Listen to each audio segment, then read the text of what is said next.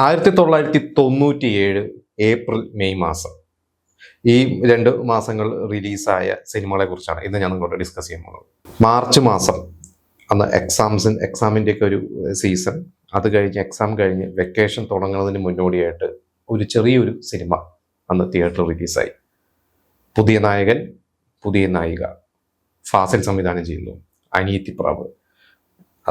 നമുക്കറിയാം ബേബി ശാലിനിയെ ഒരു കാലത്ത് സൂപ്പർ സ്റ്റാർ തന്നെയായിരുന്നു. അവർ പിന്നീട് മുതിർന്ന ശേഷം അവരുടെ തിരിച്ചുവരവ് നായികയായിട്ടുള്ള സിനിമ, കുഞ്ചാക്കോ ബോബൻ എന്ന് പറയുന്ന പുതിയൊരു നായകൻ. ഫാസിൽ അതിനു മുമ്പ് ശരിക്കും ഫാസിൽ ഒരു ബ്രേക്കാണ്. ശരിക്കും എനിക്ക് 95 ഫാസിൽ സ്ക്രിപ്റ്റ് എഴുതിയ ഒരു സിനിമ, സത്യനന്ദഗാഡ് ഡയറക്ട് ചെയ്ത ബാംഗ്ലൂർ നോർത്ത്. ഞാൻ ഫുൾ ഇത് മറന്നുപോയി. മമ്മൂട്ടിയും പ്രിയരാമനൊക്കെ അഭിനയിച്ച നമ്പർ 1 സ്നേഹധീരം ബാംഗ്ലൂർ നോർത്ത്. അപ്പൊ ആ ഒരു സിനിമ പരാജയമായിരുന്നു. അത് കഴിഞ്ഞിട്ട് ഒരു ബ്രേക്കിന് ശേഷമാണ് ഫാസിൽ ഈ ഒരു സിനിമയായിട്ട് വരുന്നത്, അനിയത്തി പ്രാവായിട്ട് വരുന്നത്. അപ്പൊ അനിയത്തി പ്രാവിന്റെ ഒരു ലോഞ്ചും കാര്യങ്ങളും, അത് വളരെ സൈലന്റ് ആയിട്ടാണ് സിനിമ തിയേറ്ററിൽ ഇറങ്ങിയത്. റിലീസ് ദിവസമൊന്നും വലിയ തിരക്കൊന്നും ഇല്ലായിരുന്നു. പക്ഷെ പിന്നീട് ആ ഒരു സിനിമ ചരിത്രം സൃഷ്ടിച്ചു, ഒരു ഇൻഡസ്ട്രി ഹിറ്റ് വരെയായി മാറി. അത് നമ്മളെല്ലാവരും പറയും. കുഞ്ചാക്കോ ബോബൻ എന്ന് പറഞ്ഞൊരു നടനും ശാലിനി എന്ന് പറഞ്ഞൊരു നായികയും, അവരുടെ ഒരു പേരും, ഔസേപ്പച്ചന്റെ സംഗീതം. പിന്നീട് അതറിയാം, നമുക്കത് മറ്റു ഭാഷയിലൊക്കെ റീമേക്ക് ചെയ്തു.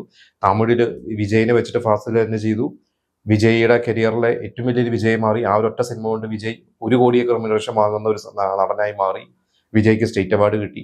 പിന്നീട് ഹിന്ദിയിലേക്കും ആ ഒരു സിനിമ റീമേക്ക് ചെയ്തിട്ടുണ്ട്. ഫാസ്റ്റിലാണ് റീമേക്ക് ചെയ്തത്. ജ്യോതിയുടെ ആദ്യത്തെ സിനിമയായിരുന്നു. അക്ഷയ് ഖന്ന അഭിനയിക്കുന്നു ആ സിനിമ. പക്ഷേ ഹിന്ദിയിൽ അത്ര വിജയമല്ലായിരുന്നു. തമിഴിൽ അതൊരു വലിയ വിജയമായിരുന്നു. അനിയത്തി പ്രാവിനെക്കാട്ടും വിജയമായിരുന്നു തമിഴിൽ. അങ്ങനെ ആ മാർച്ച് മാസം ഇറങ്ങിയ ആദ്യത്തെ ഒരു സിനിമ, വിഷുവിനോടനുബന്ധിച്ച് അല്ലെങ്കിൽ ഈ ഒരു സമ്മർ വെക്കേഷനോടനുബന്ധിച്ച് റിലീസായ ആദ്യത്തെ സിനിമ അനിയത്തി പ്രാവ്.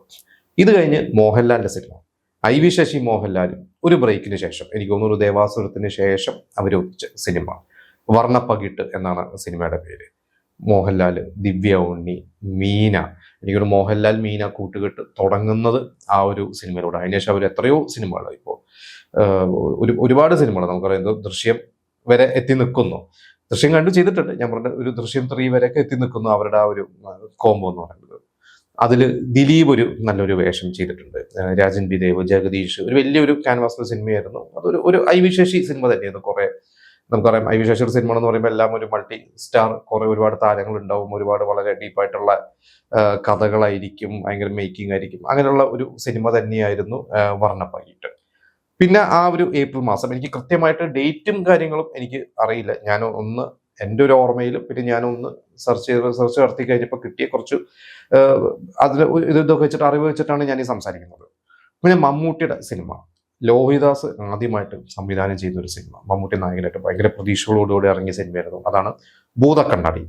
അന്ന് ഇതിന് തൊട്ട് മുമ്പ് ലോഹിദാസ് 96 ക്രിസ്മസിന് ഹരികുമാർ ഡയറക്ട് ചെയ്ത ഉദ്യാനപാലകൻ എന്ന് പറഞ്ഞ സിനിമയുടെ റൈറ്ററായിരുന്നു അന്ന് ലോഹിദാസ്. അപ്പൊ ലോഹിദാസ് ഏകദേശം 96 എത്തിയപ്പോൾ തന്നെ ഒരു സംവിധായകനാവണം എന്നുള്ള ഒരു പ്ലാനൊക്കെ അദ്ദേഹത്തിന്റെ മനസ്സിലുണ്ടായിരുന്നു. അദ്ദേഹം അതിനു വേണ്ടിയുള്ള ഒരു പ്രയത്നവും കാര്യങ്ങളൊക്കെ തുടങ്ങിയിരുന്നു. അത് കഴിഞ്ഞ് അന്ന് ഉദ്യാനപാലകനിൽ അന്ന് അസോസിയേറ്റ് ആയിട്ട് വർക്ക് ചെയ്തിരുന്ന ഉദ്യാനപാലകൻ എന്നെ തോന്നുന്നു നമ്മുടെ ലാൽ ജോസ് ഉദ്യാനപാലകനും അസോസിയേറ്റ് ആയിരുന്നു എന്നാണ് എൻ്റെ ഒരു ഓർമ്മ. അപ്പൊ അതിൽ വെച്ചിട്ടാണ് ലോഹിദാസ് പറഞ്ഞ, ഞാൻ അടുത്തൊരു സിനിമ പ്ലാൻ ചെയ്യുന്നുണ്ട്, ഇങ്ങനെ സ്വന്തമായിട്ട് സംവിധാനം ചെയ്യാൻ, അത് ഭൂതക്കണ്ണാടി എന്ന പേര്. അങ്ങനെ ലോഹിദാസ് ഈ പറയുന്ന ലാൽ ജോസിന് അതിന്റെ സ്ക്രിപ്റ്റും കാര്യങ്ങളും കാണിക്കുന്നു. ലാൽ ജോസ് ആ സ്ക്രിപ്റ്റിൽ കുറെ കറക്ഷൻസ് പറയുന്നു. അദ്ദേഹത്തിന് തോന്നിയ കറക്ഷൻസ് പറഞ്ഞു. ലോഹിദാസ് അതൊക്കെ തിരുത്തുന്നു. അങ്ങനെ ഒന്ന് ആറ്റിക്കുറുക്കിയിട്ടൊക്കെയാണ് ആ സിനിമ ചെയ്യുന്നത്. പക്ഷെ ആ ഒരു സിനിമ എന്ന തിയേറ്ററിൽ എത്തിക്കഴിഞ്ഞപ്പോൾ പ്രതീക്ഷിച്ച ഒരു വിജയമല്ലായിരുന്നു. കിരീടമുണ്ണി എന്ന് പറയുന്നത് നിർമ്മാതാവായിരുന്നു. ഭയങ്കര അപ്രീസിയേഷൻ കിട്ടി. ഒരുപാട് വിദേശ ഫെസ്റ്റിവൽസിൽ വരെ പ്രദർശിപ്പിച്ച അവാർഡ് വരെ കിട്ടിയ ഒരു സിനിമയായിരുന്നു. അപ്പൊ അത് ആ ഒരു വെക്കേഷൻ സമയത്ത് ഈ പറഞ്ഞ പോലെ ആളുകൾ പ്രതീക്ഷിച്ച ഒരു സിനിമയല്ലായിരുന്നു, എങ്കിൽ പോലും നല്ലൊരു സിനിമ തന്നെയായിരുന്നു ഭൂതക്കണ്ണാടി. പിന്നെ ജയറാം. അന്ന് നമുക്കറിയാം, മമ്മൂട്ടി മോഹൻലാൽ പോലെ തന്നെ മുൻനിരയിൽ നിൽക്കുന്ന രണ്ടുപേരും, സുരേഷ് ഗോപിയുണ്ട്, ജയറാമുണ്ട്. അല്ലെങ്കിൽ ജയറാം എന്ന് പറഞ്ഞാൽ ഫാമിലി ഓഡിയൻസ്, ഫാമിലി കഥകൾ. ജയറാമിന്റെ സിനിമകൾക്കൊക്കെ ഒരു മിനിമം ഗ്യാരണ്ടി. പിന്നീട് അത് ദിലീപിലൊക്കെ നമ്മൾ കണ്ടിട്ടുണ്ട്, ആ ഒരു മിനിമം ഗ്യാരണ്ടി അല്ലെങ്കിൽ അങ്ങനത്തെ ഒരു ഓഡിയൻസ്. അപ്പൊ ജയറാമിന്റെ സിനിമയ്ക്ക് എപ്പോഴും ഒരു മിനിമം ഗ്യാരണ്ടി, ഫാമിലി ഓഡിയൻസ് വരിക എന്ന് പറഞ്ഞിട്ടുണ്ടായിരുന്നു. 2 സിനിമകളാണ് ആ ഒരു ഏപ്രിൽ മാസങ്ങളിൽ ജയറാമിന്റെ ഇറങ്ങിയിരിക്കുന്നത്. അതിലൊന്ന് സത്യനന്ദിക്കാട് ജയറാം കൂട്ടുകെട്ടിലെ ഇരട്ടക്കുട്ടികളുടെ അച്ഛൻ, മറ്റൊന്ന് സൂപ്പർമാൻ, റാഫി മക്കാട്ടിന്റെ സിനിമ. അപ്പൊ 2 സിനിമയ്ക്കും അതിൻ്റെതായ പ്രതീക്ഷ ഉണ്ടായിരുന്നു. കാരണം ഇരട്ടക്കുട്ടികളുടെ അച്ഛൻ, അതിന് തൊട്ട് മുമ്പ് ഇവരുടെ തൂവൽ കൊട്ടാരം എന്ന് പറയുന്ന ഒരു ഭയങ്കര ഒരു മെഗാ ഹിറ്റ് സിനിമയായിരുന്നു. ജയറാമിനെ ശരിക്കും ഒരു ഒരു സോളോ ഹീറോ ആയിട്ട് ജയറാമിന്റെ ഏറ്റവും വലിയ വിജയം, അതുവരെയുള്ള ഏറ്റവും വലിയൊരു വിജയം കിട്ടിയ ഒരു സിനിമ തന്നെയായിരുന്നു തൂവൽക്കൊട്ടാരം. അതിന് മുമ്പ് മേലെപ്പറമ്പിലും അനിയും ബാവയൊക്കെ ഉണ്ടെങ്കിലും അതിൽ കുറെ കൂട്ടക്കളി കാര്യങ്ങളൊക്കെ ഉണ്ട്. പക്ഷെ തൂവൽക്കൊട്ടാരം ഒരു ജയറാമിന്റെ സോളോ ഒരു വിജയം തന്നെയാന്ന് പറയാം. അത് കഴിഞ്ഞിട്ട് ചെയ്യുന്ന ഒരു സിനിമയാണ് അത്. CV ബാലകൃഷ്ണന്റെ ഒരു ചെറുകഥയായിരുന്നു, ശ്രീനിവാസന് അതിന്റെ തിരക്കഥയായിരുന്നു എന്നാണ് എൻ്റെ ഒരു ഓർമ്മ. അങ്ങനെ അത് ഇരട്ടക്കുട്ടി, അത് ശരിക്കും അന്ന് ആ സിനിമയുടെ പേരിടാൻ ഉദ്ദേശിക്കുന്നത് 2 പെൺകുട്ടികളുടെ അച്ഛൻ എന്നായിരുന്നു. പക്ഷെ അത് ഇടാൻ വേണ്ടി സത്യനാഥ് പ്ലാൻ ചെയ്തപ്പോൾ ശ്രീനിവാസൻ പറഞ്ഞു, ഞാൻ 2 പെൺകുട്ടികളുടെ അച്ഛൻ ഞാൻ സംവിധാനം ചെയ്യാൻ പോകുന്ന ഒരു സിനിമയ്ക്ക് ഇടാൻ വെച്ചിരിക്കുന്ന ഒരു പേരാണ്. പക്ഷെ ആ പേര് മാറ്റി ശ്രീനിവാസൻ പിന്നീട് ചിന്താവിഷ്ട ശ്യാമളാന്നായിരുന്നു ശ്രീനിവാസന്റെ സിനിമയ്ക്ക് പേരിട്ടത്.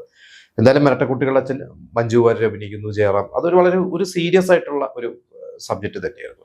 എന്നാൽ അപ്പുറത്ത് സൂപ്പർമാൻ ആണെങ്കിൽ പുതുക്കോട്ടയിലെ പുതുമണവാളൻ എന്ന് പറയുന്ന ഒരു സൂപ്പർ ഹിറ്റ് സിനിമയ്ക്ക് ശേഷം അവർ ആദ്യമായിട്ട് റാഫി മക്കട്ടിൻ ആദ്യമായിട്ട് സംവിധാനം ചെയ്യുന്ന, അതിനു മുമ്പ് റാഫി മക്കട്ടിൻ ഹിറ്റ് റൈറ്റേഴ്സ് ആണ്. അനിയും ബാബ, ചേട്ടൻ ബാബയും, ദിലീപ് രാജകുമാരനൊക്കെ പോലെ ഒരുപാട് സിനിമകൾ ജയറാമിനെ വെച്ച് ചെയ്തിട്ടുണ്ട്. അത് കഴിഞ്ഞിട്ട് അവർ ഇൻഡിപെൻഡന്റ് ആയി പുതുക്കോട്ടയിലെ പുതുമണവാളൻ ചെയ്യുന്നു. അത് കഴിഞ്ഞിട്ട് അവർ ചെയ്ത സിനിമയാണ് സൂപ്പർമാൻ. സൂപ്പർമാനും ഒരു വേറൊരു തരത്തിലുള്ള, എനിക്ക് ജയറാമിനെ കുറച്ചൊരു മാസ് ഹീറോ എന്നുള്ള തരത്തിലുള്ള, അതുവരെയുള്ള ജയറാമിന്റെ സിനിമകളിൽ കുറച്ച് വ്യത്യസ്തമായിട്ടുള്ള ഹ്യൂമർ ഉണ്ട്, നല്ല സോങ്സ് ഉണ്ട്. ജയറാം ശോഭന കോംബോ ഒരു റിവെഞ്ച്, ഒരു ഫാമിലി ഡ്രാമ തന്നെയായിരുന്നു. അങ്ങനെ ഈ 2 സിനിമകളും അന്ന് ജയറാമിൻ്റെതായിട്ട് തിയേറ്ററുകളുണ്ടായിരുന്നു. പിന്നെ മുകേഷ് അഭിനയിച്ച 2 സിനിമകളുണ്ട്. അത് കൃത്യമായിട്ട് ഏതൊക്കെ എനിക്ക് തോന്നുന്നു ആദ്യത്തെ സിനിമ കല്യാണ കച്ചേരി, അത് ജയറാമും ജഗതിയും ശോഭനയും അഭിനയിച്ച ഒരു സിനിമയാണ്. അത് കൊച്ചു സിനിമയായിരുന്നു. അതൊരു മാർച്ച് അവസാനവും എന്തോ ഇറങ്ങിയതായിട്ടാണ് എൻ്റെ ഒരു ഓർമ്മ. അത് ആ ഒരു ഏപ്രിൽ വിഷു സമയത്തും തിയേറ്ററുകളിൽ ഉണ്ടായിരുന്നു. മറ്റൊരു സിനിമ കല്യാണ പിറ്റേന്ന് എന്ന് പറയുന്ന ഒരു സിനിമ, KK ഹരിദാസ് ഡയറക്ട് ചെയ്ത കല്യാണ പിറ്റേന്ന് ശരിക്കും നമ്മൾ ഇന്നും ഒരുപാട് പേര് റിപ്പീറ്റ് ആയിട്ട് കാണുന്ന സിനിമ. എനിക്ക് കൂടെ ഇന്നത്തെ ജനറേഷൻ കല്യാണ കച്ചേരി പലരും കണ്ടിട്ടുണ്ട്, പക്ഷെ കല്യാണ പിറ്റേന്ന് ഒരുപാട് പേര് കണ്ടിട്ടുണ്ടോ. അതിൽ നമുക്കറിയാം മുകേഷും ദിലീപും ഈക്വൽ ഇമ്പോർട്ടൻസ് ആണ്. അതിൽ പ്രിയരാമനുണ്ട്, അഞ്ജു അരവിന്ദ്, കുറെ നായികമാരുണ്ട്, നരേന്ദ്രപ്രസാദ്, ഗണേഷ് കുമാർ, ജഗതി ശ്രീകുമാറിന്റെ ബ്രോക്കർ ഗണപതി എന്ന് പറഞ്ഞ ഗണപതി ചേട്ടൻ, ബ്രോക്കർ ചേട്ടൻ എന്ന് പറഞ്ഞ ഒരു ഭയങ്കര രസകരമായിട്ടുള്ള ഒരു ക്യാരക്ടറായിരുന്നു അതില് ജഗതി ശ്രീകുമാറിന്റെ. പിന്നെ മന്നാടിയാർ പെണ്ണിന് ചെങ്കോട്ടച്ചക്കൻ എന്ന് പറയുന്ന ഒരു സിനിമ. ആ സിനിമ എനിക്ക് തോന്നുന്നു മാർച്ച് മാസം തിയേറ്ററുകളിൽ ഇറങ്ങിയൊരു സിനിമയാണ്. അത് പക്ഷേ ഈ പറഞ്ഞ പോലെ ഏപ്രിലും കുറച്ച് തിയേറ്ററുകളൊക്കെ മെയിൻ സെന്റേഴ്സിലും കൂടുതൽ BC സെന്റേഴ്സിലേക്കായിരുന്നു. അപ്പോൾ ഇത്രയും സിനിമകളാണ് ഈ ഒരു ഏപ്രിൽ മെയ് മാസങ്ങളിൽ തിയേറ്ററുകളിൽ എൻ്റെ ഒരു അറിവിലുണ്ടായിരുന്നത്. ഇതുകൂടാതെ രജനീകാന്തിന്റെ അരുണാചലം എന്ന് പറയുന്ന ഒരു സിനിമയും, അത് രജനീകാന്തിന്റെ ഭാഷ, മുത്തു ഇതൊക്കെ ഹിറ്റായി നിന്ന ശേഷം അതിനുശേഷം രജനീകാന്ത് ചെയ്തൊരു സിനിമയാണ് അരുണാചലവും ഒരു ഭയങ്കര വിജയമായിട്ടുള്ള ഒരു സിനിമയായിരുന്നു. അന്ന് കേരളത്തിൽ ഈ പറഞ്ഞ മലയാള സിനിമകളുടെ ഒപ്പം തന്നെ രജനീകാന്തിന് എന്നും ഒരു ഓഡിയൻസ് ഉണ്ട്. നമുക്കറിയാം രജനീകാന്ത് സിനിമ എന്ന് പറഞ്ഞു കഴിഞ്ഞാൽ കേരളത്തിലും ഒരു ആഘോഷം തന്നെയാണ്. അങ്ങനെ രജനീകാന്തിന്റെ സിനിമയും അന്ന് ഒരു സമ്മർ വെക്കേഷൻ തിയേറ്ററുകളുണ്ടായിരുന്നു. പക്ഷെ ഇത്രയും സിനിമകൾ എടുത്തു കഴിഞ്ഞാൽ അതിൽ വിന്നർ എന്ന് പറയുന്നത് അനീതി പ്രഭു തന്നെയാണ്. അതൊരു ഇൻഡസ്ട്രി ഹിറ്റായി മാറി. കുഞ്ചാക്കോവൻ എന്ന് പറയുന്ന ഒരു വലിയൊരു സ്റ്റാറിനെ മലയാള സിനിമയ്ക്ക് കിട്ടി. പിന്നീട് അനീതി പ്രാവിന്റെ ഒരു കളക്ഷൻ പിന്നീട് ബ്രേക്ക് ചെയ്തത് 97 ചന്ദ്രലേഖ എന്ന് പറയുന്ന സിനിമയാണ്. ചന്ദ്രലേഖയുടെ പ്രൊഡ്യൂസർ ഫാസിലാണ്. അന്ന് ഫാസിലിനോടുള്ളൊരു ബന്ധത്തിന്റെ പുറത്ത് ഫാസിലിന് വേണ്ടി പ്രിയദർശൻ ഒരു സിനിമ ചെയ്തു കൊടുത്തതാണ്. അതാണ് ചന്ദ്രലേഖ.